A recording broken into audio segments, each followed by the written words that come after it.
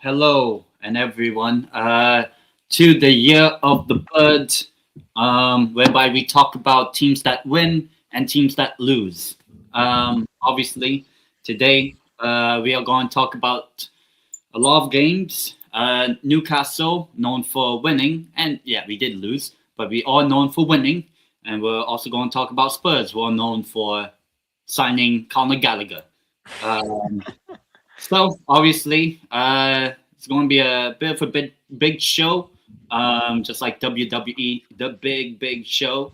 And the first time we're going to be talking about the Champions League finally after a long while, whereby both of our teams are trying to get into the top 8, but that'll be near the end of the show. But yeah, Charlie, how are you?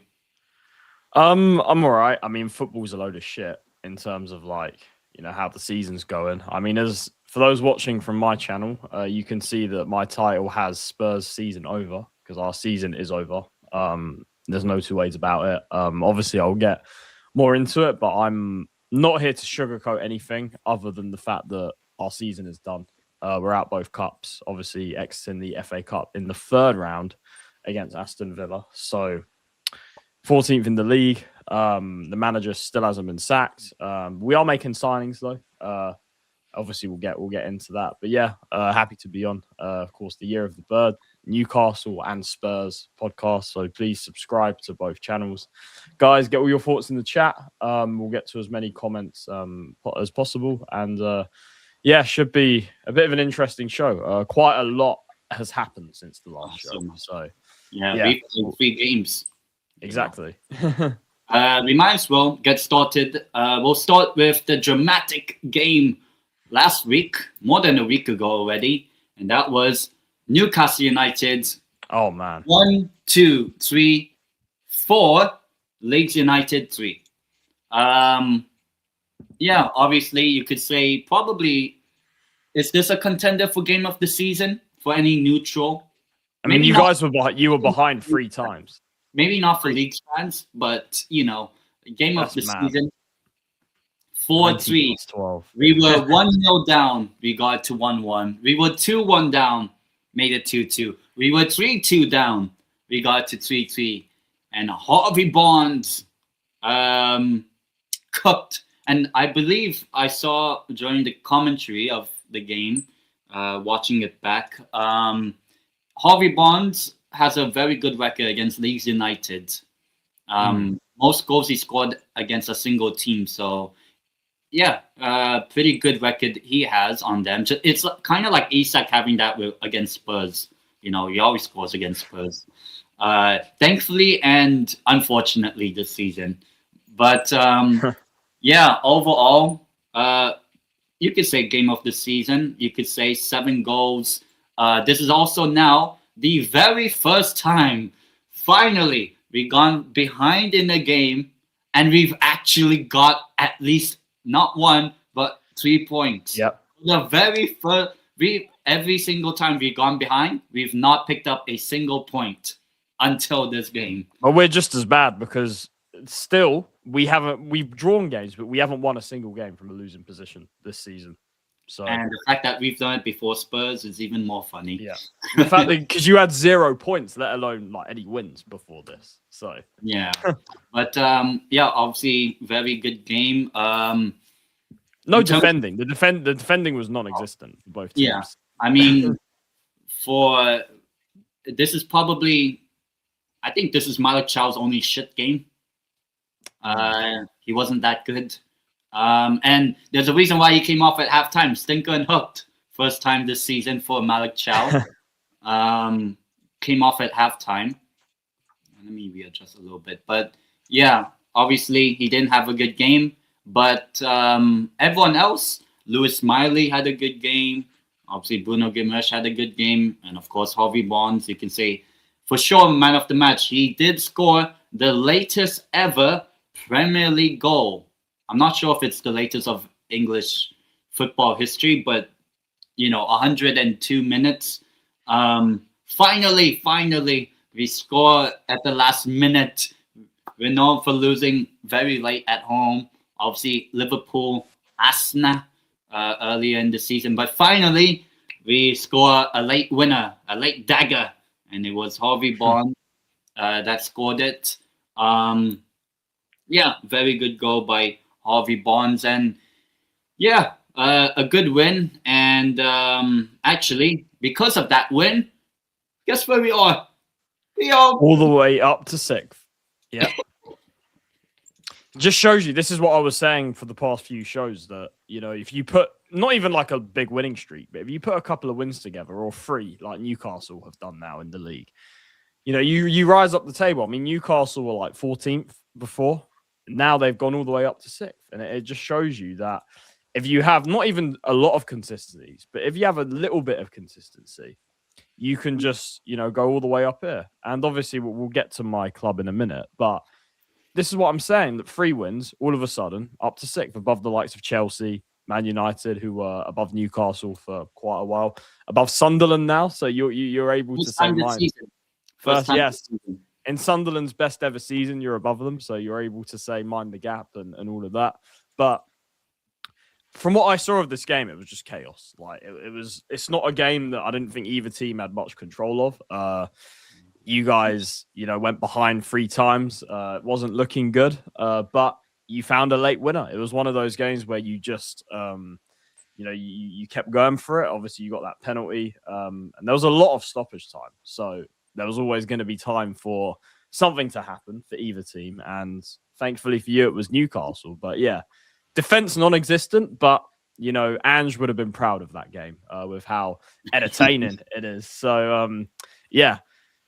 Crazy game, just pure chaos. But you got the win, and when you win these kind of games, it's good. If you're losing these games, you're sitting there saying, "Oh, we scored 3 goals and still took nothing," which is what obviously Leeds will be saying. But yeah, good win, and most importantly, it was your 3rd win in a row, and the table looks a lot better than it did only a week ago or so.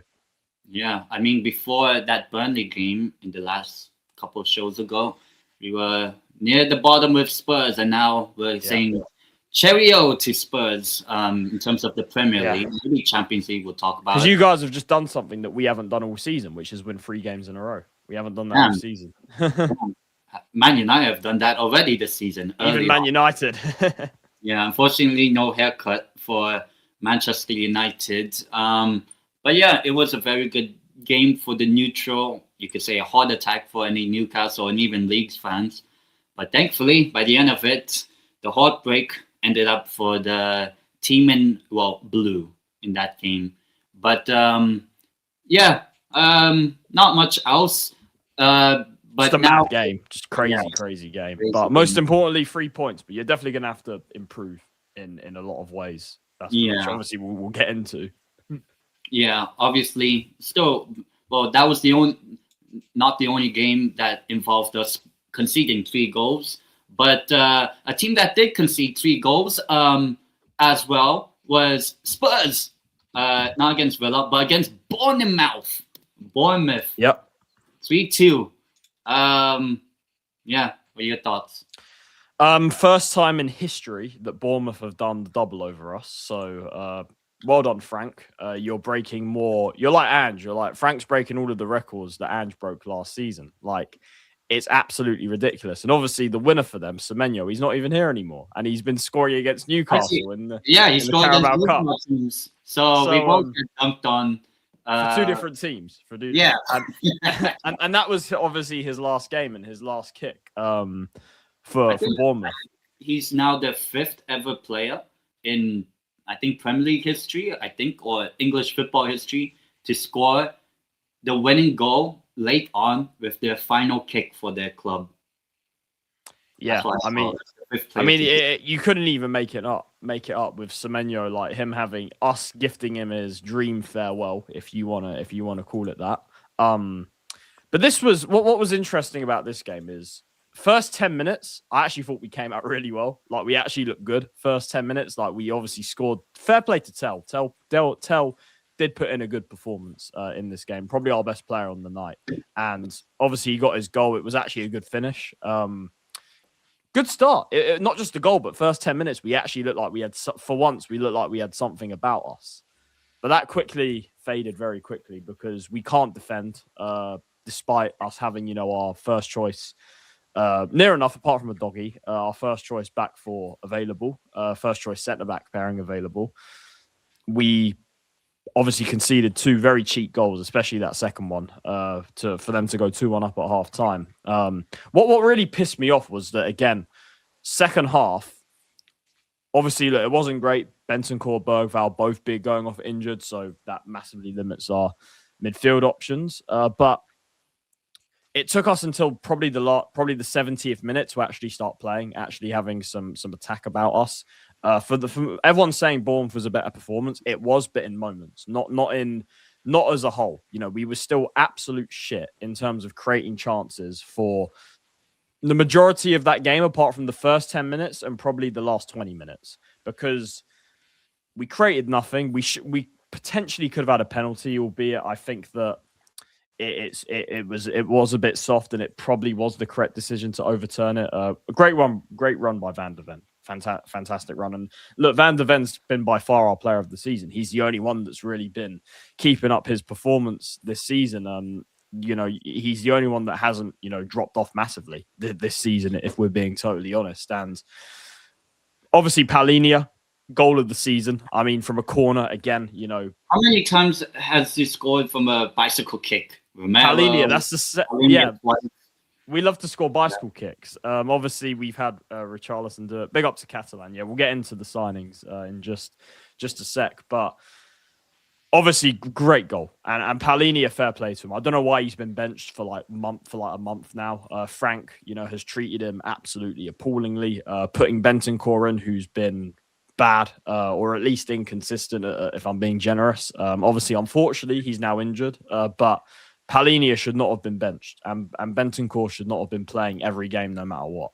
And then they go and win it. Look, we almost won it ourselves, to be fair. Again, corner FC, nothing from open play, but Albacete, I was mad yesterday. Van de Ven almost wins it. Petrovic makes the save, and that clearly was the turning point in the game, because yet again we cannot defend from the edge of the box. We cannot close down a player that shoots from the edge of the box. And what do you know?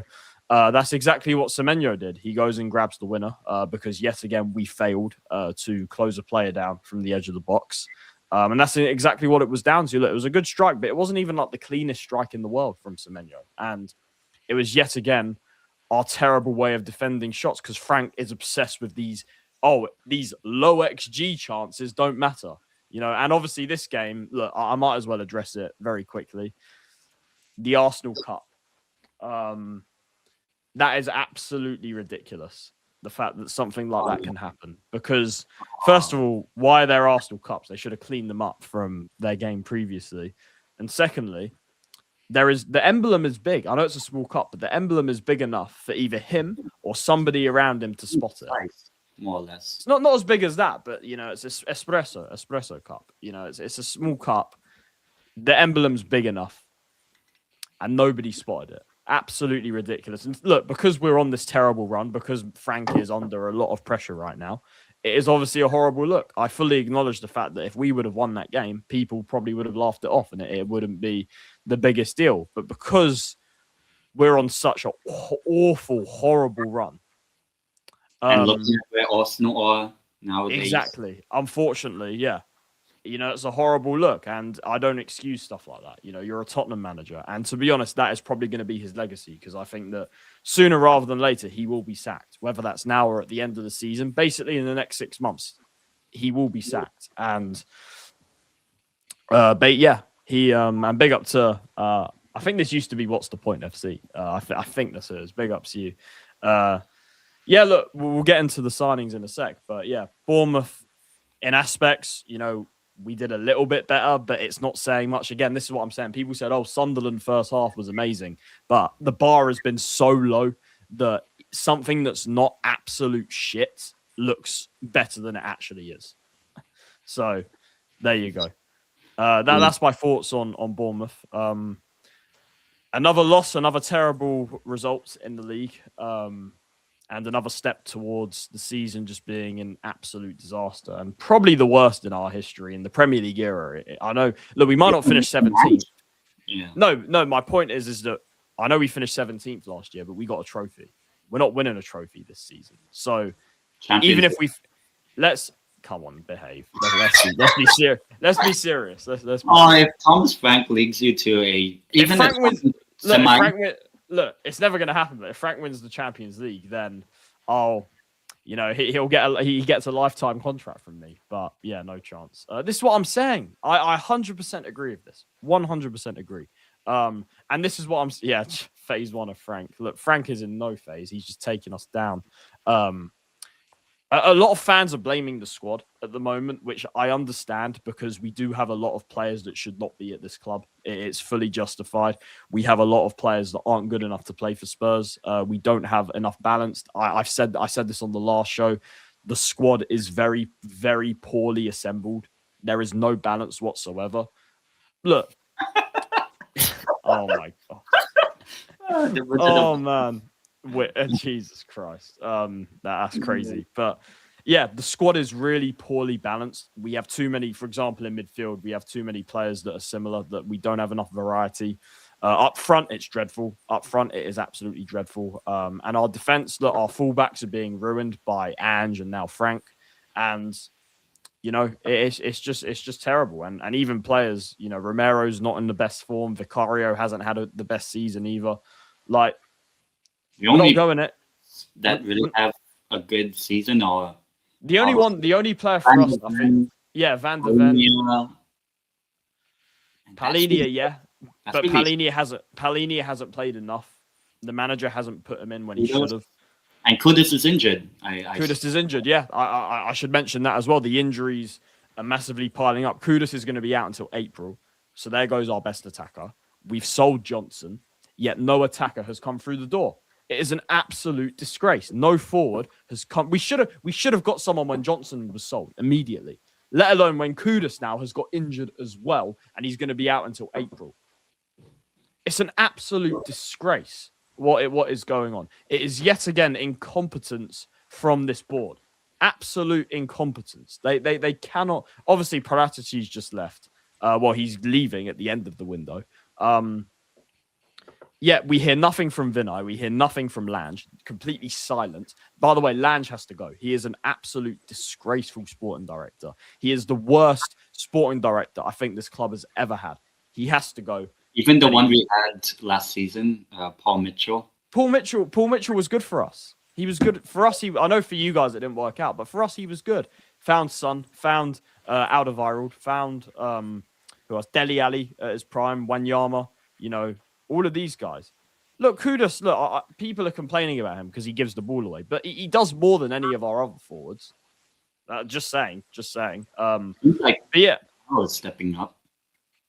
Matthias Tell. Seems like Tell has been decent the last couple of games, but again, it's not to the level that is going to make, a massive difference. Look, fair play to Tell. He is doing better than I expected the last couple of games, but we need more of a goal threat, and we just don't have that. That is partly to do with the quality of players, but it's also to do with the manager. We're being set up in a way where as soon as we get it out wide, there is absolutely nobody in the box to cross it to. So then the attack just continuously breaks down. And that's what we're seeing from Spurs at the moment. But I guess should we get into Newcastle, Bournemouth, or the signings for Spurs first?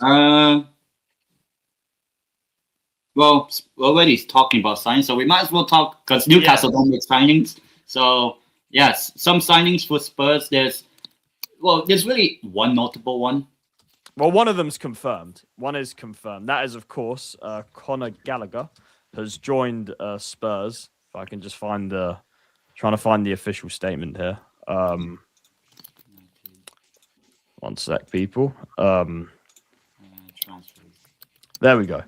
Conor Gallagher has joined Spurs. So Spurs have reacted to what is a injury crisis in the midfield with Pape Sarr still at AFCON, with Bissouma clearly not being could win it. Yeah, he's in the final. Bissouma not being considered. You got Bentancur injured, who's going to be out for most of the season now as well. Another long-term injury that we have to deal with. You've got Bergvall, who's injured now. Don't know the time frame. Maddison, who's not coming back anytime soon. Look, at the moment, we only had 3 fit midfielders. That is Xavi Simons, Gray, and Palhinha. Those are our only 3 fit midfielders. So the club reacted to that, and they went and got Conor Gallagher. Now, for those that have watched this channel, I have spoken about Gallagher quite a few times because we've been linked with him for ages. Like apparently Ange really wanted him. We've been looking at him for quite a while. Obviously, he went to Atletico Madrid from Chelsea. Obviously, Gallagher has joined on a long-term contract, all of that and everything. Here are some quotes that he said upon joining the club. So our first official signing in January. Look, Gallagher, I've always said Gallagher's overhyped. So I'm kind of like, it's a bit, I'm in the mud because now we've actually signed him, because I know that everyone, when he was at Chelsea, everyone was hyping him up. You know, he obviously... Palace as well. At Palace, he was good. I'll give him. At Palace, he was really good on that loan spell. Even in his last season at Chelsea under Poch, funnily enough, he was actually pretty decent in his last season. Obviously, in between that, you know, I didn't think he was great. At Atletico, he hasn't really played much. He hasn't really got enough game time. So obviously for him, he wants game time ahead of the World Cup and everything. Apparently, we hijacked this deal from Villa. Apparently, Villa wanted to sign him, and we were able to hijack it somehow, and it happened pretty quickly. We did the deal quickly from Atletico. Look, with Gallagher, I'm not. The way I see it is this: does he improve what we've got? Yes. Is he better than the likes of Bentancur and Gray at the moment? Yes. So in that sense, is he an upgrade? Technically. Does he come straight into the team? Yes. You know, he does impact the first team.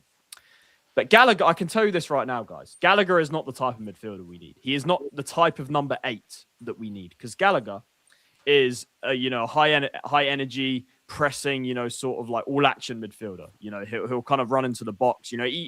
He's what you define as a box to box midfielder. That's what Conor Gallagher is. And in that sense, does he improve us in a couple of aspects? Yes. He does help us in some ways. But my biggest issue is we need a progressive passer. We need a number 8 that can control the game and actually, help us create, give us a much higher quality in possession. Gallagher's not that player. Gallagher's never been that player. He's not a progressive sort of passer midfielder. And that's why I think this signing, look, Gallagher, I think is just a better version of what we've got. I think he's a better version of like. Look, I think he's not exactly the same as like Bentancur, but I think he's a better version of Sarr, Bissouma. Like he's a better version of these sorts of players. And is he a good player to have in the squad potentially?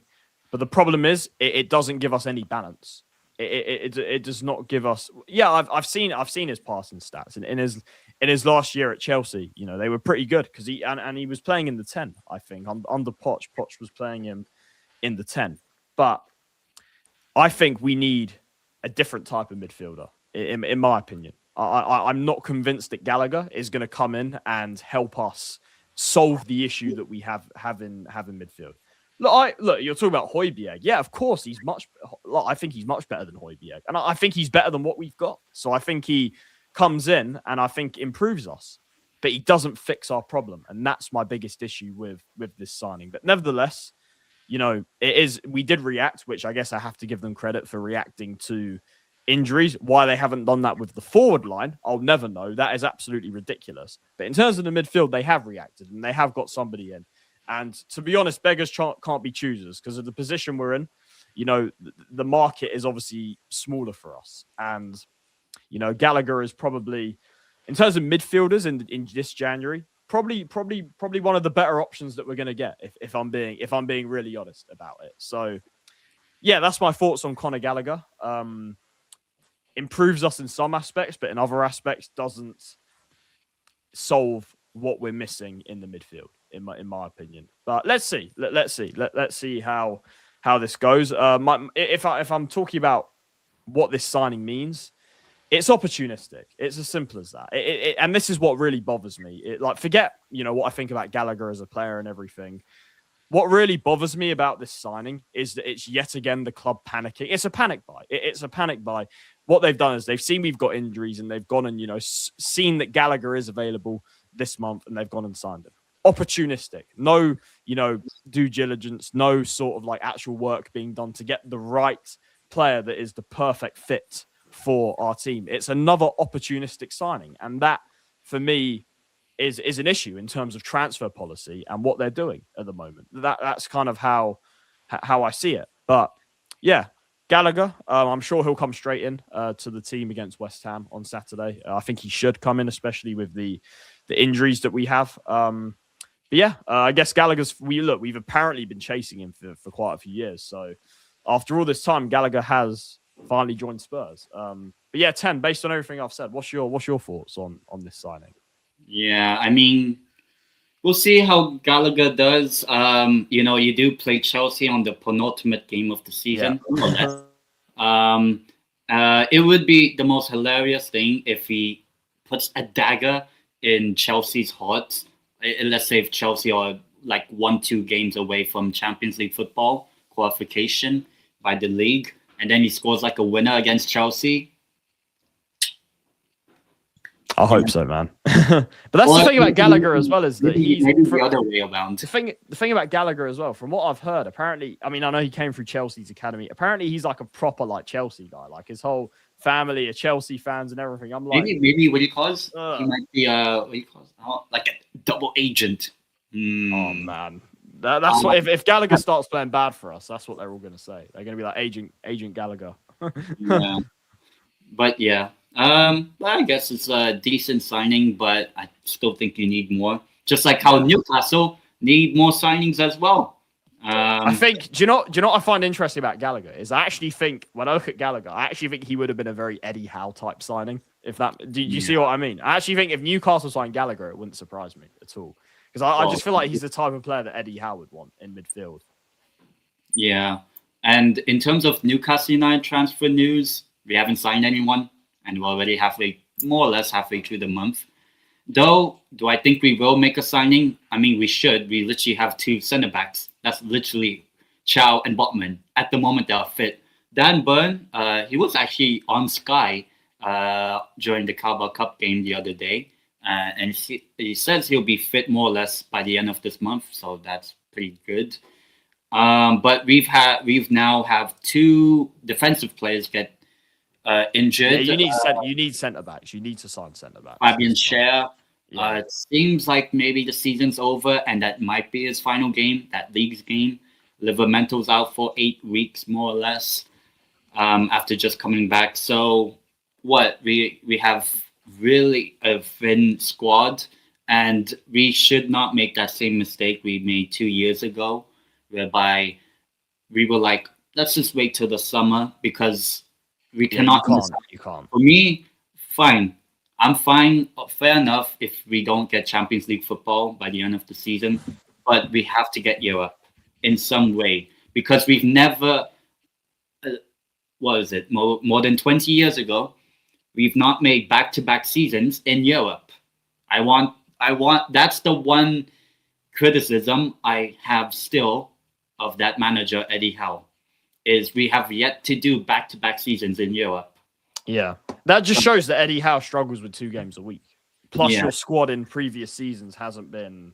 And I'd say our squad now is better. So that's why if you don't make signings this month, you're going to struggle, because with Champions League, with FA Cup, unless we get knocked out early, and all that's what I'm saying. So you need big signings this month to kind of keep it up. But in terms of signings, Spurs are on the verge of making another signing alongside Conor Gallagher. That is yet another prospect, another kid that Spurs are about to sign. That is Souza from Santos. It hasn't been officially announced, but this is the here we go from Romano, of course.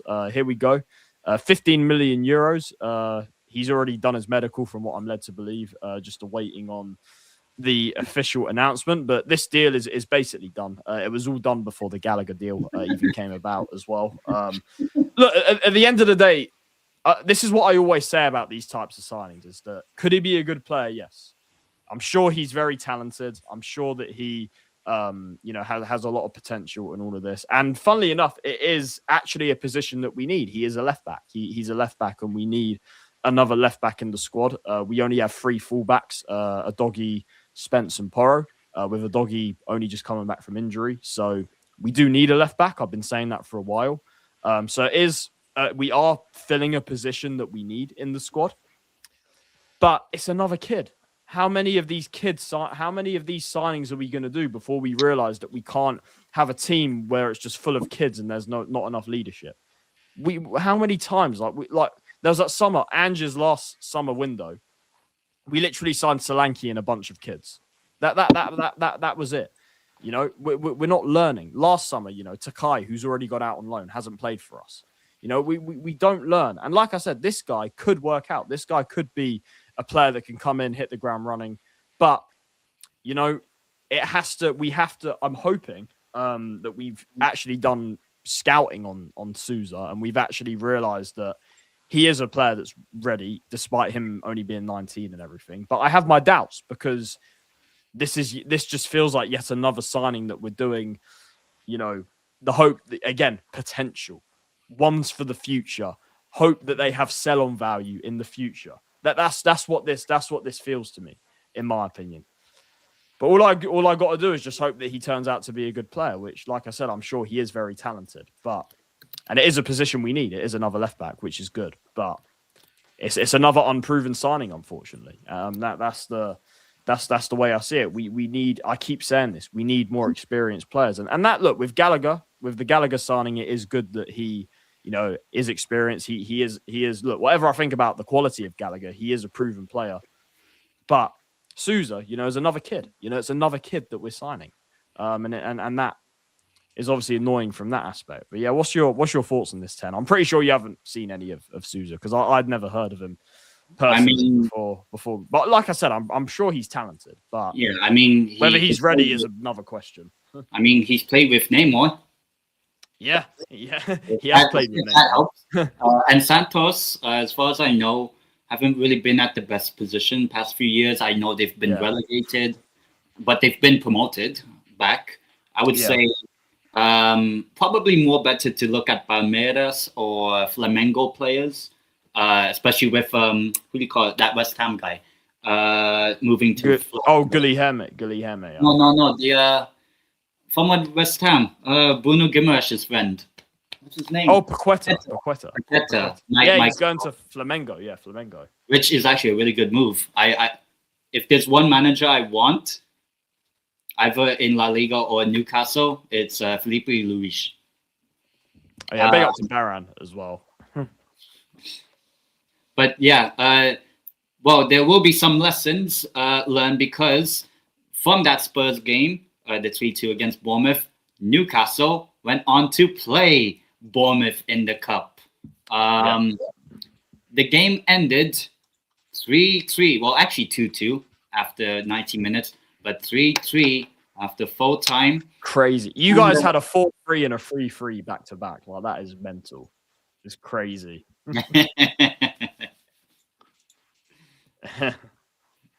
To be fair, I did lose this midweek, both games, but it's not as embarrassing. But I would say, obviously, Bournemouth, Yeah, unfortunately for Real Madrid. But yeah, Bournemouth 3, Newcastle 3 at St. James's Park. Once again, we conceded 3 goals, but we were in a losing You win position. again. And well, technically draw, but we did win by the end of it. What was it? The first half was a bit shit. I was doing my watch long with Strasbourg Steve, and but overall, we did score. And who else but Harvey Barnes? Probably alongside you guys were seconds away from going out, and then you get another penalty. Yeah, last minute more or less, and it was Anthony Gordon who. You guys are getting so many penalties lately. I'll be honest. You're getting all these penalties. We haven't got a single one in the Prem this season. Yeah. we are pen merchants. Well, actually, Anthony Gordon is a pen merchant. And to be fair, when Anthony Gordon came on, Strasbourg Steve was losing it. Oh yeah, but check out that watch along, guys. That was it was actually pretty good. It was more Steve crying and me just laughing whatever happened in the game, even when we conceded. Because you guys, I mean, in the last minute. It was every emotion in this game because obviously you went ahead. Bournemouth then went 2-1 up in quick succession in the second half. Then you with the last kick, you took it to extra time. You were about to go out. Then you think you've won it, and then Tavernier scores in like the last minute of extra time. It's like crazy. And Steve's reaction was like, "He fucking scored!" That's what that like was. Every emotion possible was felt in this game. I imagine. Yeah. The fact that we had to go through the League's game and then now this one. The Man City game was a bit more calm, but yeah, this game obviously I would say crazy. Look, they had 13 shots on target. Both had over 20 shots. Which is, I mean, obviously there was an extra 30 minutes and all, and then penalty shootout. And Ramsdale won the game for us technically. And funny enough, because it's still not really 2025, we won the penalty shootout 6-7. Oh man.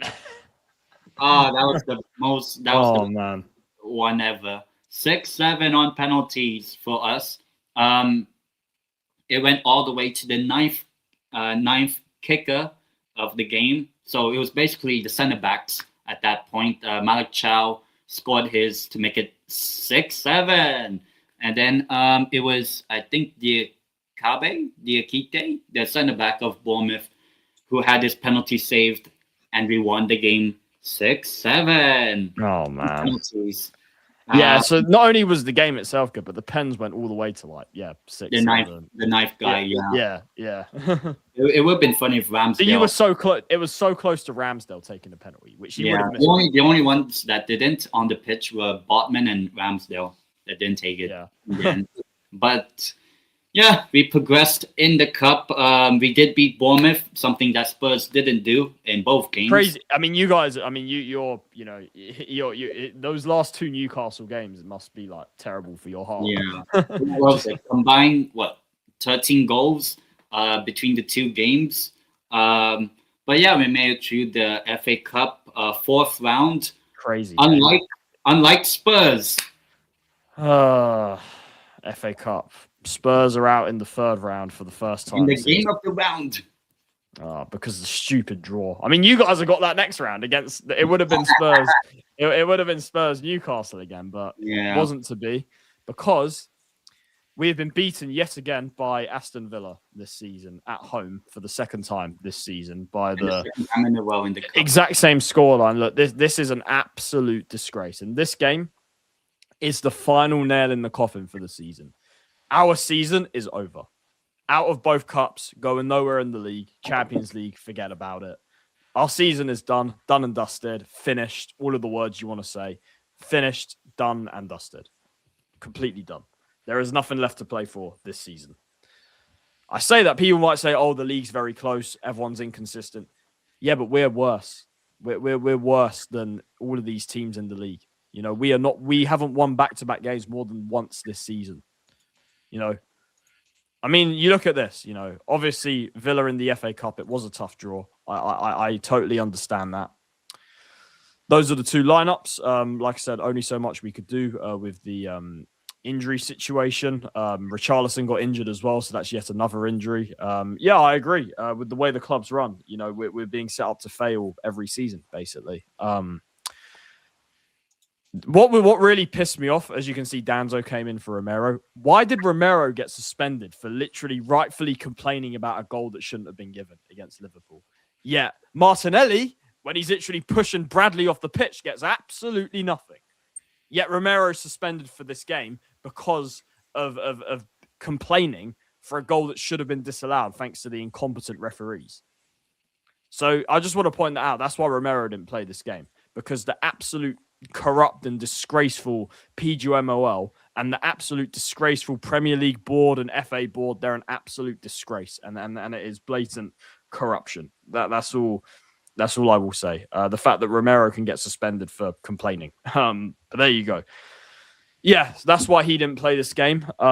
Davis came in again instead of Spence. I know he was all right against Sunderland, but against Villa, I don't think. But the first half was an absolute disgrace.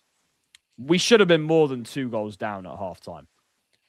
We got absolutely destroyed. Buendia and Rodgers with both the goals. Should have been more, if we're being really honest. Disgraceful. Absolutely disgraceful. I just have no words to describe the football that we play under this manager. Yes, a lot of the players aren't good enough. I get that. But I just cannot put into words how bad we are. Like, how bad the football is. And it took us to go 2-0 down to actually start, attacking. And we got a goal back. Fair play to Odobert. That was a good finish from him. Fair play. Into the bottom corner. Good counter attack from us for once. We actually had bodies forward. Good finish from Odobert. Gets us back in the game. Start the second half. And for about 10 minutes, we actually had a spell where we looked like we could actually attack. Looked like we could actually put some moves together. We kind of were putting Villa under pressure. They had backs against the wall. But guess what? Unai Emery changes it. He makes some tweaks. He makes some subs. And the momentum goes. People are sitting there saying, oh, we were good in the second half. No, we weren't. It was a spell. It was a moment. Again, I keep saying this. We're a moments team. We can't sustain a good period of pressure for more than about 10 minutes. 10, 15 minutes. This is what it was in that second half. 10, 15 minutes of actual somewhat attacking play and actual play where Villa actually had to think about things. And then after that, it just went back to what it was. And for the last half an hour or 20 minutes or so, we didn't look like getting back into that game. Despite it being 2-1 and us kind of halving the deficit, Villa looked comfortable. And they got back to what they were doing in the first half, which was controlling the game, not really looking threatened whatsoever. And the game just petered out and it ended 2-1. And you got this manager sitting here saying, oh, the second half was great. That's the Tottenham I want to see. No, it's not. No, it's not. We were only playing like that because there was nothing to lose, which comes down to the manager and the players. Because I say this because the manager clearly set us up with yet again a cowardly and extra cautious approach in that first half. But I don't just blame Frank. I blame the players as well, because this comes down to this clear mentality and culture problem at this club. Because what did Conte say? Conte said these players don't like to play under pressure. When it's 0-0, when the game is at the start, there is a lot of pressure, to kind of take the initiative, get in front, do all of this. When you're 2-0 down, there's no pressure. There's nothing to lose. You have to go for it. And the mentality that's at this club is not being happy to play under pressure. And that's what it was. 2-0 down, no pressure. You might as well just go for it. There's nothing to lose at that point. Frank also set us up in a way that was ridiculously cowardly yet again in that first half. And all you have to do is look at the stats. People say, oh, we deserve to win the game in the second half. Look, not even 1 XG. And we're sitting here saying we deserve something in the second half. Villa had over 2 XG. And scored 2. 0 big chances. All of this. This is what I'm saying. They also could have scored in the second half. We had Van de Ven, I think it was, cleared one off the line. They had another chance that was close as well. So, if anything, Villa had the better chances in the second half, despite us apparently being the better team in the second half, which I don't think was the case because you can't call yourself the better team when you're only good for like 10, 15 minutes in the second half. It's as simple as that. So the reality of it is this. It was too little too late. We only woke up for about 10, 15 minutes when the game was lost, basically. And the manager's an absolute fraud. He's completely terrible. And, like the chat says, the forwards are not good enough. There was simply not enough quality up front yet again. And why we haven't signed anyone, I don't know. And it's an absolute disgrace that we haven't signed anyone. When Kudus is injured, Johnson has been sold. Richie is now injured as well. I know the only good news is that Solanke came back. Solanke came off the bench. He is back now from that long injury. So that is the good news. But we don't have anywhere near enough up front. Now with Kudus out, we're fucked. We're absolutely fucked. And that is why we're out the cup and our season is done in January. Our season is fucking over in January. And it's an absolute disgrace. 100%, we don't have a goal scorer. We don't have players that can we don't have players that have magic. We don't have players that can do something from nothing. It's an absolute joke. Our season's over. Forget it. Done and dusted. Frank, pack your bags. Lange, pack your bags. The board, pack their bags. Just everyone go. It's done. It's absolutely done. This so-called project has failed. It's done. Yeah. The club are not showing any signs of change in policy in this window.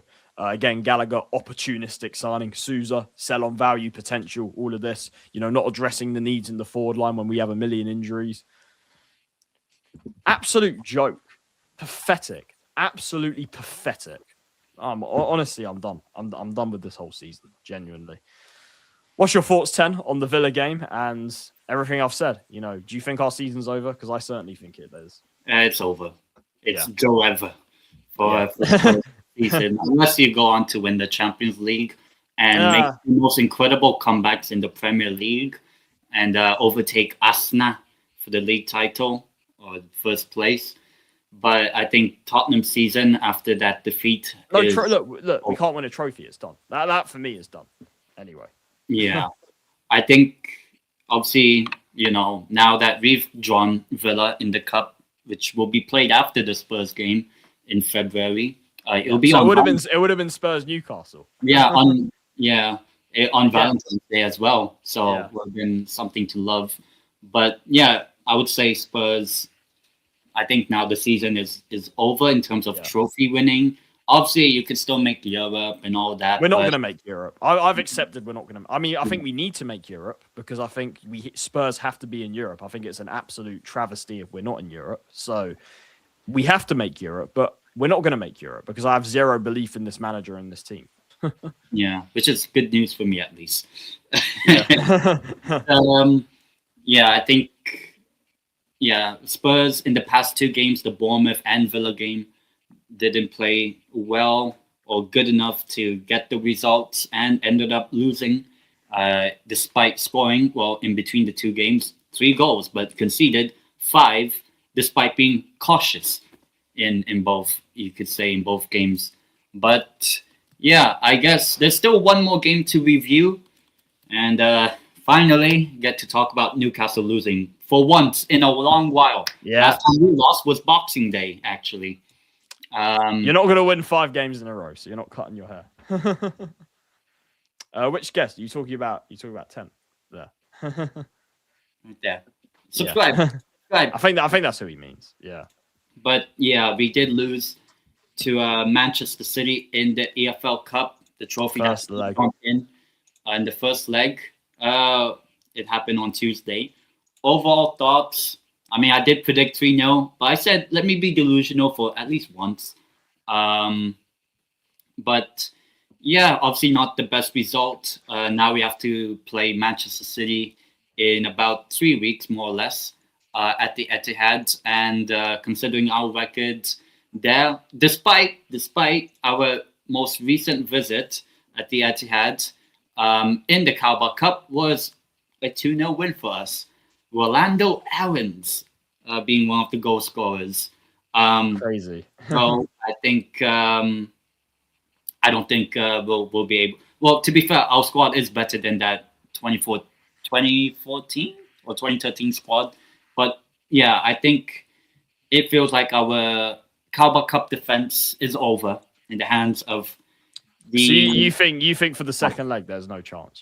You think you're done? We have to score the first goal. What I will say is this: if you score early, then game on. I think but with Man City and like you said, your record, I don't see that. I mean, it could have actually been 3-0 because they had that goal. Semenyo thought he had a second goal that was obviously disallowed for a apparent offside from a corner, which was a bit weird. But obviously, it's funny because I'm seeing a lot of Newcastle fans complain because they think Semenyo shouldn't have been allowed to play in this game because they think because I think the rule up until this season was that if you've already played in the Carabao Cup, you get cup tied if you move to like another team and stuff.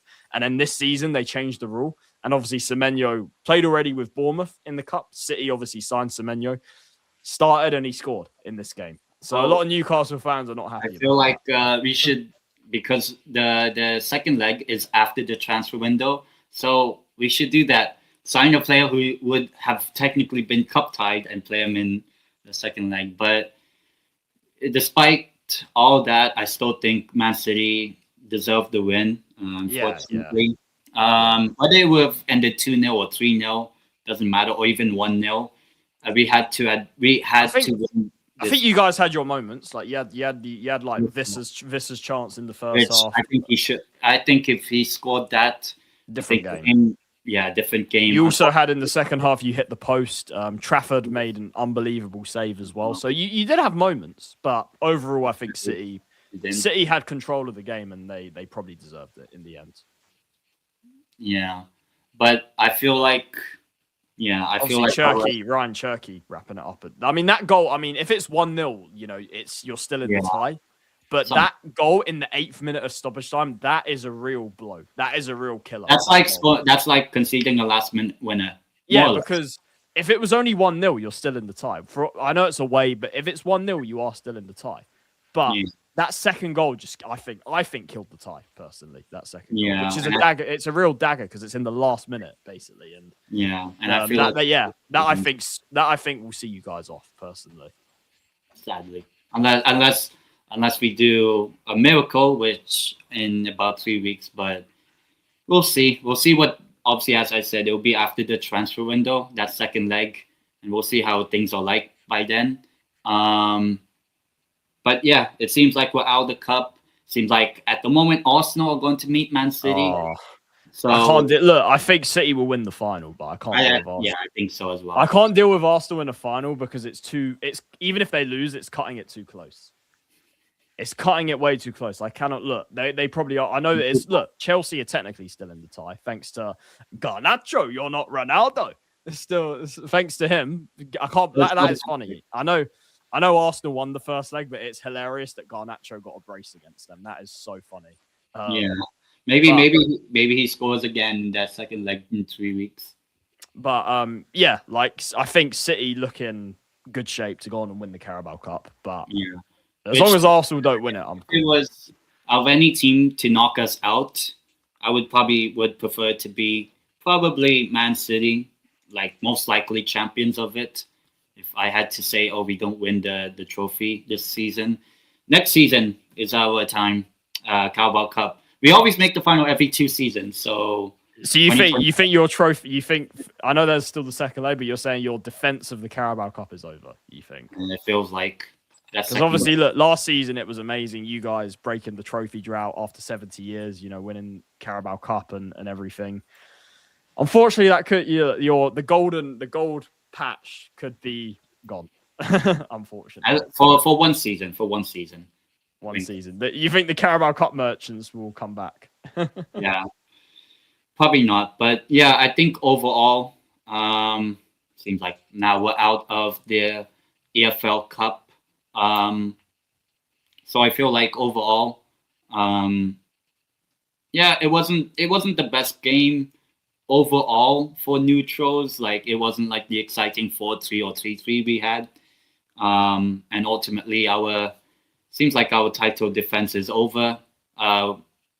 So next season. I mean, for that game, like, I know you've wanted Eddie Howe out. I mean, where are you of Eddie Howe at the moment? Because obviously Eddie Howe, he's improved. He's got you guys higher up in the league, but you're on the verge of kind of losing your cup. You know, the defense is almost at an end. So where are you sort of Eddie Howe at the moment? Yeah, still out, but I feel like now I think we'll see. We have to beat Villa in the next round. Villa's a tough draw, and it's really annoying for you guys because again, like, the fourth round is still a very early round. You could have got anyone. Like I'm seeing Arsenal get fucking Wigan at home, and you're seeing Wigan or FA Cup merchants, and you're seeing like Man City get Salford at home. Like what is this? And then that's what I'm saying. If it was Spurs, if we had gone through, it would have been Newcastle. There wouldn't have been any of these like League Two teams. And we will have beaten Spurs in that FA Cup. Well, you've already beaten us in the Carabao Cup. Exactly. This season, so. But yeah, overall, seems like it is the end of our defense. But at least we don't have to watch defending because it will be Tottenham against West Ham in the Premier League is back. Listen, West Ham. I watched them against. I haven't watched a lot of them this season, but I watched one of their games recently. QPR they progressed in. QPR, yeah, they won the FA Cup game. But I watched one of their games recently against Forest. They are absolutely dreadful. Like they are worse. They are like worse than us in quite a lot of ways. And obviously the table shows that. Look, they're 18th and they're 7 points adrift from the safety zone.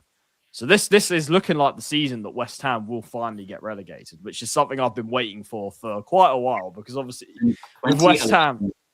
Yeah, with West Ham, there's obviously there is a rivalry. There is a derby with Spurs, more so from their side, I would say. But it is a derby. You know, Spurs fans, we call it, you know, West Ham's cup final and everything. So, look, on match day, look, this is what I always say about the West Ham game. When it comes to the game, yeah, you know, it is a derby. You know, have to win it, all of this sort of stuff. But outside of like the actual like build up to the game and game day, I don't really see, because obviously, look, we've been, you know, ahead of West Ham most of the times, and obviously historically we've been ahead of them in most seasons as well. So West Ham, look, they definitely, you know, the game definitely means a lot more to their fans than it does our fans. For us, it's obviously Arsenal, Chelsea. They're, you know, a lot more sort of like important for us in terms of derbies, if that makes sense. But look, losing to West Ham is obviously disgraceful for us. Whenever it happens, it's awful. Like it's absolutely, whenever we have lost to West Ham, it's absolutely terrible. And it's something that I don't want to see happen at all. That's for sure because it's West Ham, but they are terrible. They are absolutely terrible. And I think Nuno's struggling. Obviously, Nuno, ex-Spurs manager, coming back to the Tottenham Stadium, where he did win last season with Forest, albeit that was when we had pretty much thrown the league. But for me, this is a game where it could be El Sacico. Nuno has apparently been under pressure. Should have been sacked. Apparently he was going to be sacked, I think, if he didn't win against QPR in the cup. But obviously, I think that might have kept him in for one game. In a job, yeah, for maybe another game or so. And obviously Frank, the pressure's been up. Look, him going out to Villa, the fans have really like. I can tell you right now, look, the fans had turned a while ago, but there is not a single Spurs fan that's behind Frank right now. Every fan, I think, wants him gone. Every fan knows that Frank isn't the right manager for us, and that he's basically out of his depth. It's as simple as that. So this West Ham game is El Sacico. And look, Castellanos has come in. And for those that know Serie A, like I do, and Ten does as well a little bit, Castellanos is not good. I can tell you that. He is, on his day, he's inconsistent. On his day, he can look really good. On his day, he can look really good. But the problem is he's a bit like Richarlison. He'll have one really good game followed by 5 stinkers, especially this season. This season, he's only scored, I think, 2 goals for Lazio. Obviously, did score actually against QPR. Having said that, he'll probably score against us now. Having said all of that, and they've signed, I think, is it Pablo? Pablo? Who's Pablo? Braga, I think. So yeah, from Portugal. From Portuguese, yeah. So they have signed a couple of attackers, which look, they need signings. They're obviously in a lot of trouble, but this game could be anything.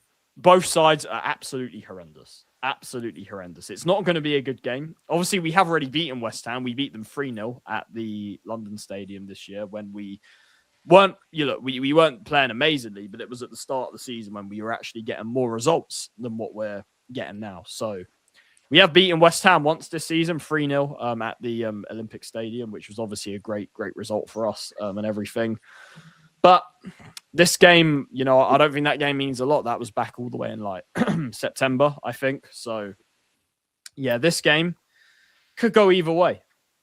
Everyone's saying, I'm seeing a lot of Spurs fans say, surely we beat West Ham. Surely, we will definitely beat West Ham. I'm like, I wouldn't be so sure. I would not be so sure because everyone said, look, I know it's a different team and different manager and all this, but we lost to that Leicester team last season. Leicester. We lost to that horrendous Leicester team last season.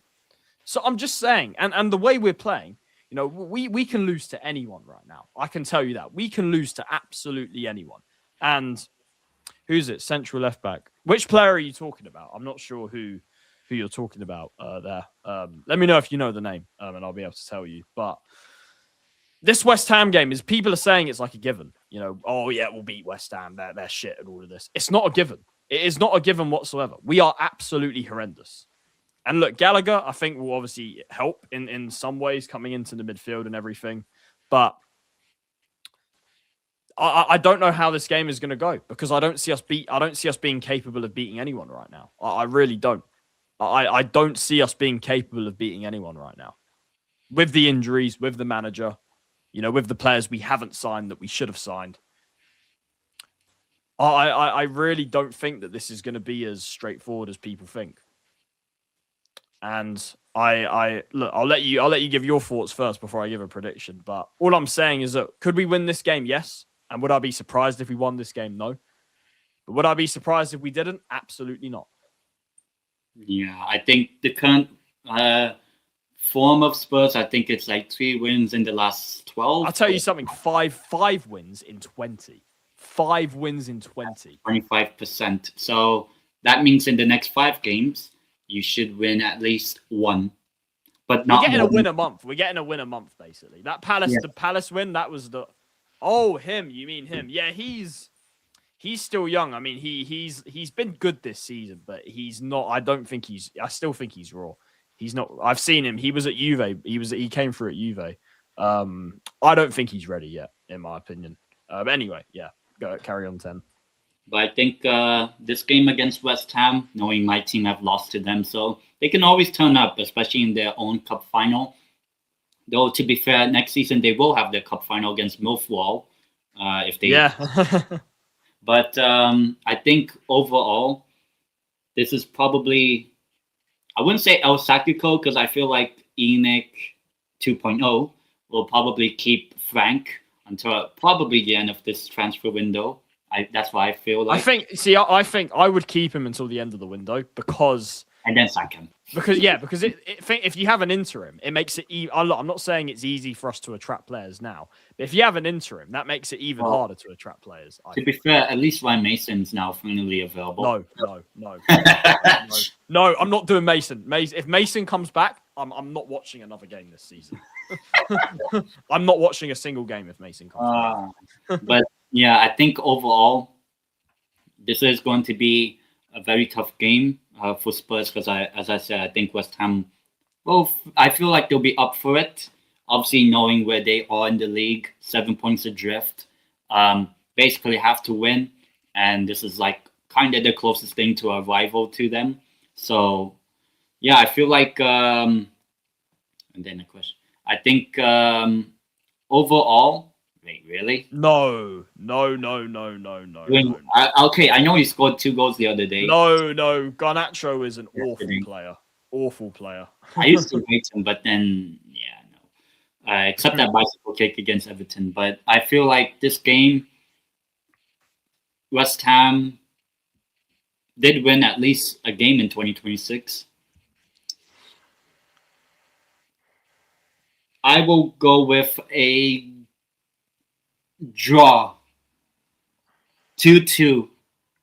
Yeah, I think it will be a draw as well. Because I'm going to say a draw because I think that we're very... Look, can we win this game? Yeah. Should we win this game? Yes, absolutely. But will we win this game? I have doubts because I don't see us beating a lot of teams right now. So I'm going to go for 1-1. 1-1 just on the fence. I can see it be any outcome wouldn't surprise me in this game. But if Frank doesn't win, that surely is whether he gets sacked now or at the end of the window. That's surely the end for him. It can't continue. Like it will become if we don't beat West Ham, that stadium is going to turn toxic to heights that it's never been before. Basically, because it will be absolutely horrific if we don't win that game. And I think at that point that might be the way I'm looking at this West Ham game. This could easily be. Do you remember that Man United game when Nuno got sacked and everything? This West Ham game feels like a boiling, like Villa game was bad. Like the Villa game, like fans were pissed and all of this. But this West Ham game, this feels like a real sort of boiling point, in my opinion. Whether I feel like if we don't win, the fans are just going to lose their shit. I think in this game, and I think Frank, I don't see a way back from him if he loses. I think, to be honest, if he loses, I think he could get sacked after. If he loses, I think they might sack him straight away. I think because. I say that because the club are going to want to try and protect themselves and kind of, try and put the heat on the manager because the fans want the manager sacked and all of this. So that's kind of how I see it. This has the potential to be I'll take Adeyemi. I'll definitely take Adeyemi.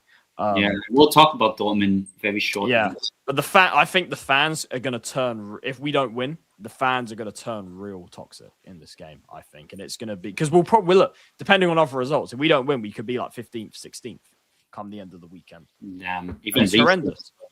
And it's like 14th is horrendous. 14th is absolutely dreadful right now. And I don't see it getting better, unfortunately. So I'm saying a draw because I can see this going either way, to be honest.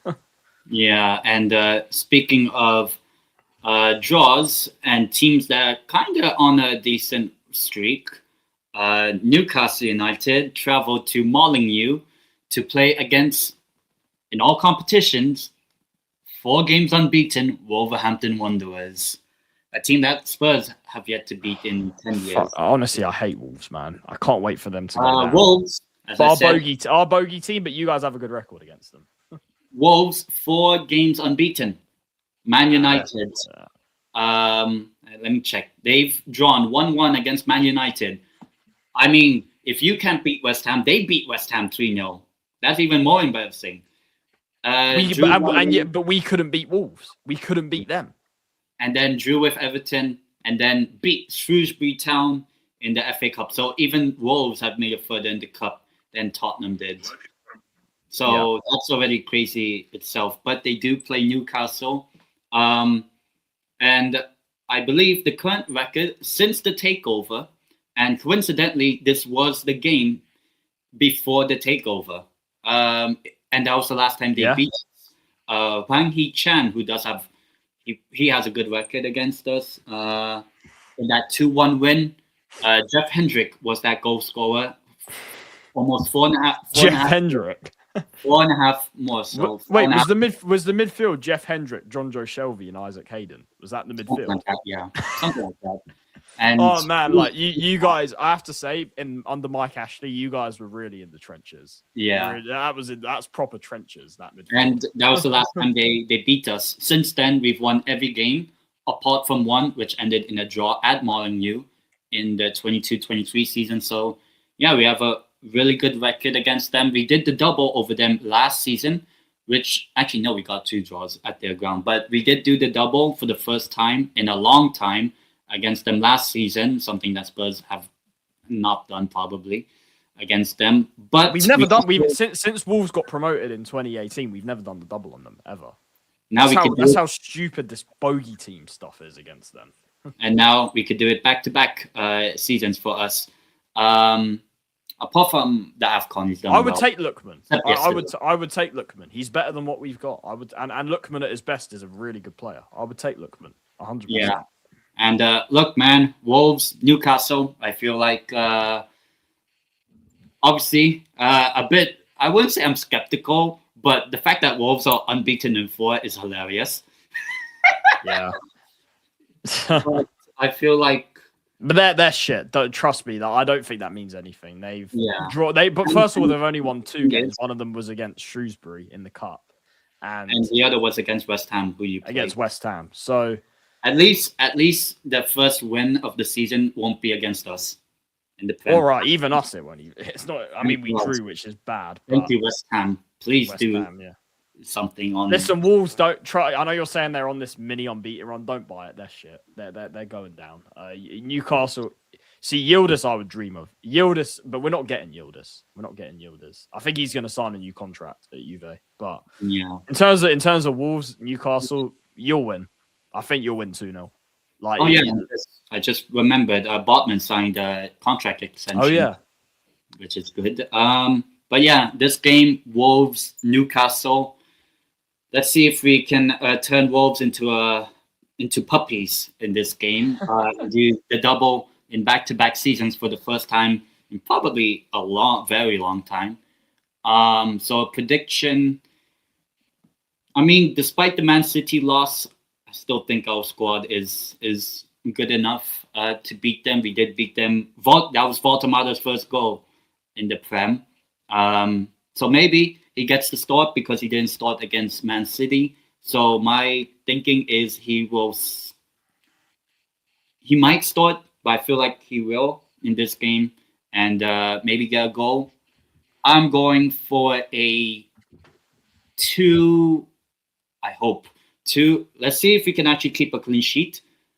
2-0 for Newcastle. That's what I feel like in this game against Wolverhampton Wanderers. I just feel like, yeah. I mean, recently. In your last away game, you finally got a win away from home. Yeah. So let's see if we can get our 3rd away win of the season and kind of finally pick up some away wins. I think you'll start to kind of go up the table. Like if you win, I think you might go as high as 4th or 5th, maybe. We might be above Liverpool. Potentially. So this is a massive chance for the Champions League spots. Exactly. This is what I'm saying. Yeah. Anyone getting I would take him. I would take him. I'd take him as well. He scored the winner in the Euros against England in the final. And he's actually one of the more clutch players for Spain. He is. Though he did score an own goal in the cup, but they did progress. He's a top player. I'll take him in a heartbeat. Watch him go to Arsenal because you know how much they only sign Sociedad and players and Chelsea rejects. You know. Yeah, that's what Arsenal do.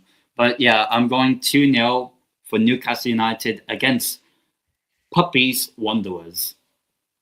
Yeah, you'll beat Wolves. Like I don't see anything that suggests otherwise. Like they're. Like you guys, look, you won your last away game. You're getting a bit of form back in the league at last. 2-0 Newcastle. And like I said, with the situation in the table, this is a massive opportunity for you guys to kind of, cement yourselves, higher up in the table, potentially go up to 5th, 4th, that sort of area. And yeah, look, it's a big chance. This big chance for Newcastle to kind of, really kind of put themselves in a good position in the table. So I think they will. I think 2-0 Newcastle. Yeah, and also so that we can widen the gap between not just us and Spurs, but us and SUND or ED. Best ever season. But yeah, so we're both going Newcastle wins and Tottenham not to win. But it's still more games. Like I said, with Tottenham, I wouldn't even be surprised. I mean, just quickly, and then we can move on. But if Frank doesn't win, do you think he will get sacked if he doesn't win? No, that's what I think. When do you think he'll get sacked? I have to check. What's your game after the final Champions League game? The 31st of January, or whichever that weekend. The one after Frankfurt. After West Ham, we got Dortmund and Burnley. If he doesn't win, and then after Frankfurt. We have Man City at home. I feel if you don't finish top 8 in the Champions League and only get 1 win in the next 3 Premier League games, it's Joe Ever for him. Big up to Evolve today as well. Big up. Yeah, let's see if both of our teams can evolve in the Champions League, which is coming up next week. Finally, it's back. Talking about Spurs first because you guys play the first game of Tuesday, Wednesday. We play on Wednesday. It's Tottenham hosting Borussia Dortmund, who finally got back since the winter break. They've had a 3-week winter break. And funny enough, in the Bundesliga, played 2 games. The first one was a 3-3 draw against, coincidentally, Frankfurt. But yeah, Champions League at the moment, both of our teams, Spurs 1 point ahead of us. But I feel like my prediction now, I think both of our teams finish outside the top 8, but in the top 24.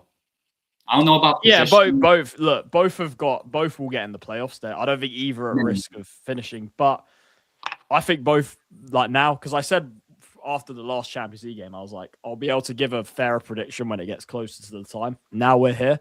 The current situation of Spurs, we're not finishing in the top 8, and for Newcastle, I think you guys, it will take quite a bit for you guys to as well. Yeah. Especially, so I think both. I think if I'm making a prediction, I think both will end up in the playoffs. I think. Yeah. Had we not conceded last minute against Leverkusen, I think we have a good shout of top 8. But oh well, I did say at the start of the Champions League season, top 24, but not top 8. So I'm kind of spot on with my prediction on that. I think you said Spurs top 8, just like me. I did, yeah. I did. So, I mean, that could still happen. I mean, look, it's still possible. I do think if we win our last 2 games, I do think we will get it. There's a chance, yeah. Yeah, I think if we win against Dortmund and Frankfurt, we'll get top 8. But I just don't see us doing it. Like, I have zero belief that we're going to do it. Yeah. That's all I'm saying. And obviously, Dortmund, 3-3 in their first game back against Frankfurt away. And then a couple of days ago, they beat Werder Bremen 3-0. So unbeaten in 2026. Even though it's only 2 games, but they did score 3 goals in both games. And this coming weekend, they play St. Pauli, who at home, who I think they will also beat. So, and Dortmund, if you see, just above Spurs, in the same position, I think they're same points. They're going to go for the win as well. But I do know you have a good record against them. We do, albeit it has been a while since we played them. We haven't played them since 2019, the year that we got to the Champions League final. Maybe so, that's why that was in the knockout. That was in the knockout stage. That was in the last 16. Don't sack Frank because, you've played that season. Borussia Dortmund. Look, we do have a good record against them. We beat them 4-0 on aggregate. The season before, we beat them twice in the group stage as well. We beat them 3-1 and 2-1, I think, the year before. So. We've won our last 4 games against Dortmund. We do have a very good record against them historically. But unfortunately, I don't think that means anything. I really don't think that means anything coming into this game. Because first of all, look, it's not like we have like recent good form against them because we haven't played them for 6 years. So, 6 years is a long time. Things have changed. A lot has changed for both teams and everything. So you can't really read too much into our kind of recent head-to-head record against Dortmund. However, we do have a good record, and you never know. Maybe it could play a part. I mean, at least I hope it will. But I don't see that happening. Look, Dortmund, Dortmund, they're not as good as previous Dortmund teams. This Dortmund team, they have, struggled. I predicted them. I don't think they're as good as that year. They've struggled in quite a few games. Obviously, they lost 4-1 to City recently in the Champions League. They drew to Bodo Glimt at home. They didn't beat Bodo Glimt at home at their ground. I know we drew to them as well, but that was away. So with Dortmund, they're kind of like they're inconsistent. Where are they in the Bundesliga? Second, but that's like second in the Bundesliga. I think Bayern have pretty much wrapped up the title, but the second in the Bundesliga, so the second best team in Germany. Their recent form, they're unbeaten they have drawn a few, but they are unbeaten in their last 6 games, albeit they have recently come back from a winter break. 3 weeks, They have lost only 1 game in their last 10. So they're not losing. City, which Leverkusen, Leverkusen. So look, they're not losing too many games. I look at their squad in terms of obviously the Adeyemi, Joe Bellingham as well. They got him. I mean, to be fair, there's a lot of Joe Bellingham and all that sort of Dortmund stuff. They got obviously Sabitzer, Julian Brandt, Fabio Silva. I didn't even realize they have Fabio Silva. Former Wolves player, so yeah. They got Girassi, who obviously top scorer last season. Top scorer last season in Champions League. So listen, this is a good side. This is a good Dortmund side. Made the quarterfinal of the Club World Cup, if that counts for anything, like Chelsea do. Yeah, if you want to say that, I guess, but we're not beating them. We're not good enough. I'm not saying Dortmund are the most amazing team, but we're a lot worse than they are. I can say that confidently. I think they beat us pretty comfortably, if I'm honest. Like I don't see us, for a team like Dortmund who have, they got quality. I don't see us beating them. And we have to beat them if we're going to get in the top 8. I mean, what might help us? I do think we score, because I think that they're going to go for the win as well because of the position they're in. Yeah. So I don't see them coming to our ground and sort of, trying to stink it out or anything. So there will be chances for us in this game. But we're not going to take them. We don't have good enough players up front. They're not only that, but they're clearly lacking a lot of confidence. Frank won't set us up to get in the positions to take these chances. Obviously, this is still a bit of an early prediction because we play West Ham first, and I think after the West Ham game, maybe my prediction and feeling might change towards this game. Maybe, but at the moment, might be there. Maybe it's fine. Who knows? Maybe Frank might not. There is a question. Frank, there is a chance. I'm not saying likely or anything, but there is a chance Frank might not even be the manager for this game. So, God knows what that will actually. Well, you know what? Who would be another? Ole, he's now available. No, get Maresca. Just get Maresca in. Get Maresca in. Or get Xabi Alonso. Yeah, look. Xabi probably won't come, but just do everything you can to convince him. Get him. I'm sure. I know he left mutual consent, but yeah. Get Xabi. I don't think that Real Madrid 6-7 months doesn't affect how good he is as a manager. I agree. I don't think so either. Yeah, but tough game. But Dortmund. We're not winning. We're not winning. I would be shocked. If we beat Dortmund, I will be shocked. I will be shocked if we win this game. I do think we score because there'll be Dortmund will go for the win as well. We won't. We're going to be cautious despite us actually needing to win this game. I think eventually, because we're conceding shots from outside of the box. They got Julian Brandt, who's really good from outside of the box. Sabitzer can have a shot from outside the box as well. So they got guys that can shoot from outside the box, and that's obviously a recipe for disaster for us. So I'll tell you what, this could get really bad. This could get ugly. 3-1 Dortmund. 3-1 Dortmund. I think we get played off the park in this game, honestly. Because Dortmund are a good European team. They're a team with a lot of pedigree in Europe. And against these teams, you can't slack. You can't be off the pace against these sorts of teams. So I'm saying 3-1 Dortmund, unfortunately. I just don't see anything else right now. What's your thoughts on this game? Yeah, obviously a tough game. Obviously, Dortmund and Spurs, 10th, 11th in the league, and 12th, us. But yeah, I think both teams have to go for the win if you have some chance of getting into the Champions League top 8 and avoid the playoff. I think a draw kills off both your chances and their chances. Yeah, a draw is doesn't suit either team. It's a loss for both. Yeah, a draw's like a loss for both, basically. Yeah, because then you have to go through the playoff. That's why I don't think it will be a draw. I don't think it will be. I think. Yeah, I feel like I might have to go with the same prediction, 3-1. I think the most important is making sure you can keep someone like Girassi quiet in this game. Adeyemi, Brandt, Brandt, Sabitzer, and all that. So I feel like Dortmund, even though despite the history of Spurs beating them, but 6 years is a long time in football. And as you say, sometimes it is not the history of the Tottenham this time around. I feel like Dortmund get the result and maybe set themselves up to get the top 8. And Spurs, I don't think so. Yeah, that will be the final nail in the coffin for the top 8. Just like the final nail in the coffin for the season was against Villa.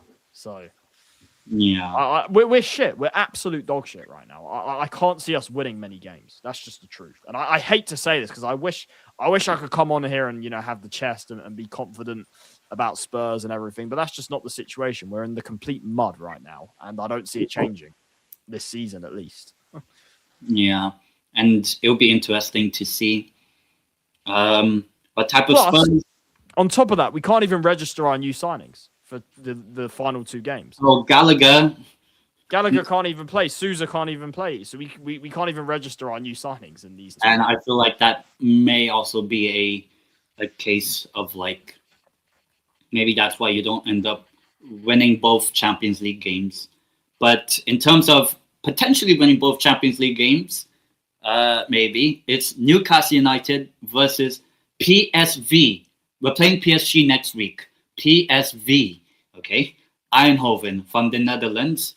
And it's our final, just like Spurs, final Champions League home game of the league phase. I do think we get top 8, not top 8, top 24. That's what I mean. Yeah, no, well, by the way, guys, I still think we'll get top 24. Like, yeah. We're pretty much there. Like, you need almost the worst possible things to happen. Yeah, no, we're there. We're basically there. Yeah. Yeah, it's just about where you finish. Yeah. Well, to be fair, if you finish from 9th to 16th, you get the home tie in the second leg, which could be a benefit for both of our teams. So, Newcastle, PSV. So, obviously, we'll see what we do against Wolves. Maybe because I feel like we will do some rotation. I forgot to mention in the Bournemouth game, the 3-3.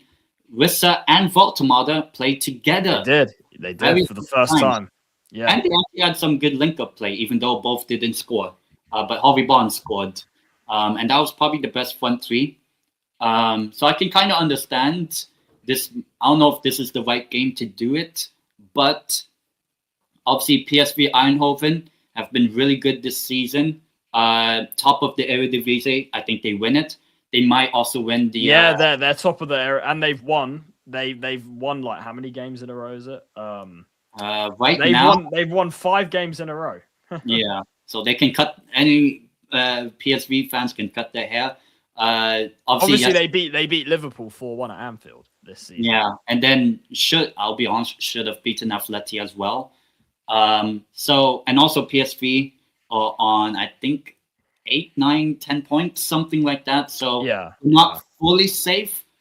So they have to go for it because also I believe their final game, PSV at home to Bayern Munich. Though to be fair, I think Bayern will take us. Bayern will finish top Bayern 2. are pretty much through, yeah. Especially as a top 2 team as well. So I feel like this game, Newcastle PSV, historic record for us. We did play them in the Champions League 4 times, both in group stages. Our record is 1 win, 1 draw, and 2 losses. Though, to be fair, we did get a win in the most recent meeting in the Champions League, 2-1. I believe, if I'm not mistaken, Alan Shearer scored. Obviously, Alan Shearer cannot play in this game because 1, he's not registered, and 2, he's retired. I think you wish you had Shearer. I mean, imagine we had like Shearer as not the manager, but as like the striker nowadays. Maybe we actually win the Premier League with him, with this ownership and all that. But we'll see. But I feel like PSV is going to be tough because they're top of the Eredivisie. They have to win to have a chance of at least now securing your top 24 spot. And for us, we're on 10 points, so win will put us on 13 points, which is actually what I projected us to have at the start of the Champions League season. So that'll be good. That I can accurately predict us getting that. And, the 3 home games in the Champions League so far, 2-1 loss to Barcelona. To be fair, look where Barcelona are. Fair enough. The other 2, 3-0 win against Benfica, 2-0 win against Athletic. Though that was back in October, early November. So, it's been, 2.5 months, almost 3 months. So it's been a while since we had a home Champions League game because we didn't play match day 5 and 6. at home and only picked up 1 point in 6 points available. So it's going to be a tough game against PSV. Obviously, they have Dennis Mann in their team. So Dennis Mann, yeah, they got him from Parma. And yeah. obviously, this PSV team beat Napoli 6-2. Yeah, they beat Napoli, which, I mean, sadly, that's Conte. And Conte really needs to fix up in Europe, genuinely. Well, he just won't do that ever. The thing with Conte is, I love Conte, but in Europe, he's never been good in Europe for some reason. Yeah, and that's how you lost to AC Milan a few years ago, but 2-3 years ago. But yeah, I think this game, it will be tough. I think if we win this game, that secures 9th to 16th for us. I think depends on the results, because obviously this is played on Wednesday, which is after us knowing the results of Tuesday and the early Wednesday kickoffs. So, by the end of the Newcastle PSV game, we'll know what we could potentially see ahead of the final Champions League game in 2 weeks. Prediction.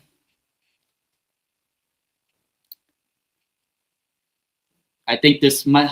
It feels like the Wolves game will be a bit calm. Maybe we don't even win that. Who knows?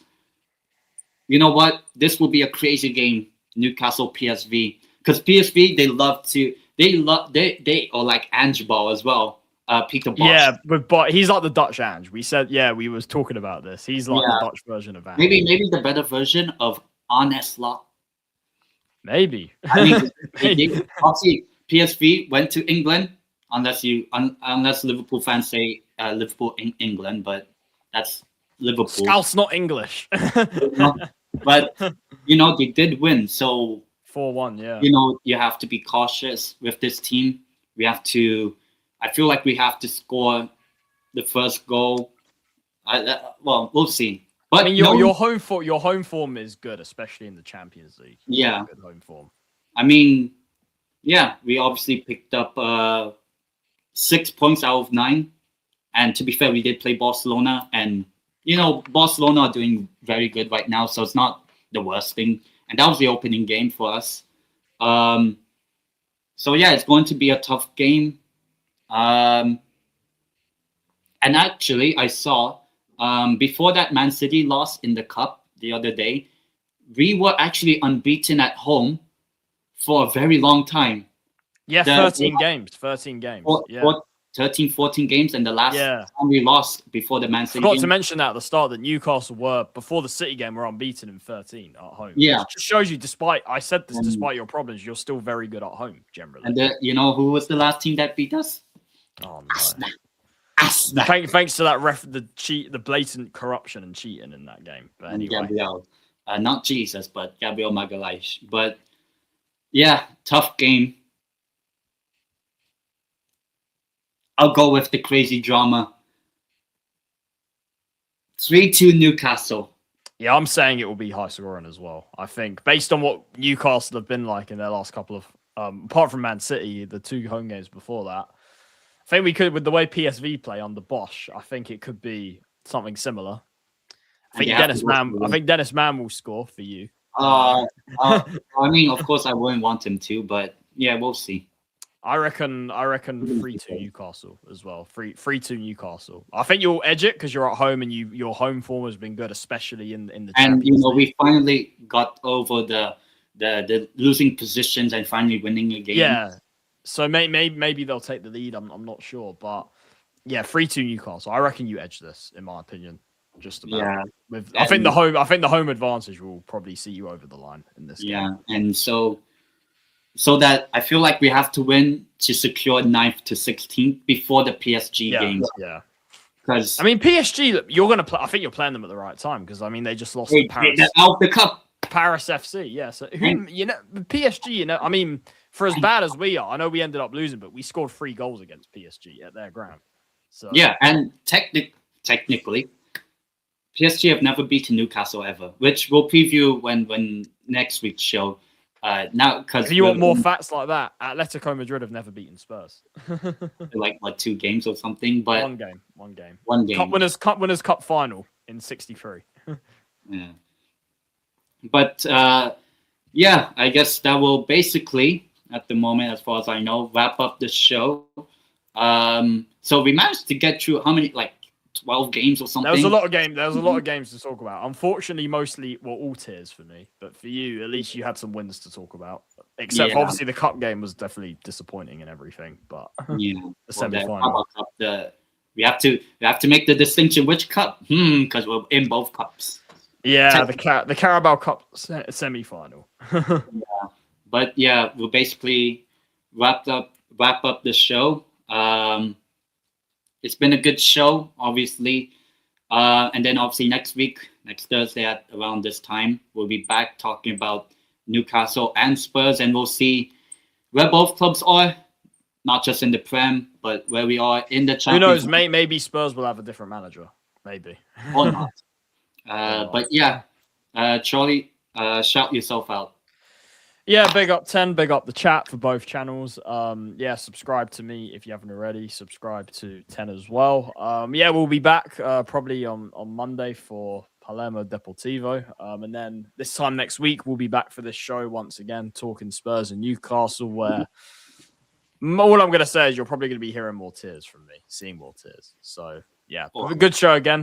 Good to talk about that. And, yeah, we'll see what happens. But, yeah, big up everyone.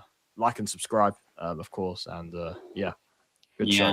And obviously, I'm thinking I might do a watch-along for the PSV and PSG game when the time comes up next Wednesday. But also, I'm not sure if Charlie will be on, but I will be doing the AFCON. Oh, yeah, I forgot to mention, AFCON, I'll stream that on my channel as well, the AFCON the final. Africa Cup of Nations final, where Pape Matisor could win. Yeah, he's already won AFCON. He already won it. He already won it. So. I don't know if he was.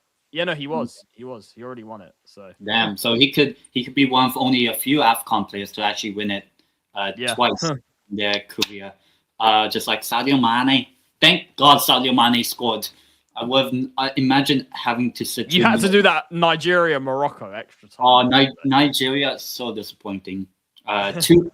Egypt had more shots in 90 minutes than Nigeria had in 100. That's mad. That's how. But I feel like we got the best final. But yeah, doing a live watch along of that game on Sunday. I'll start at 6:30 p.m. UK time, 7:30 here, and kickoff will be 30 minutes later. Might have not just Charlie on, so we'll see who else might join. But yeah, it'll be a good watch long, a little bit chill, nice to watch. Maybe some news on Thomas Frank by then, and for Newcastle, that'll be just after the Wolves game, more or less, on Sunday. But yeah, obviously subscribe to the channel and Charlie's, that one, yeah. And yeah, we'll see you guys on Sunday, basically, for the watch long of Senegal versus Morocco, just after probably your tears from that West Ham loss. Even though we predicted it. But yeah, see you guys in the next one, and we'll be back for this show Thursday at around this time.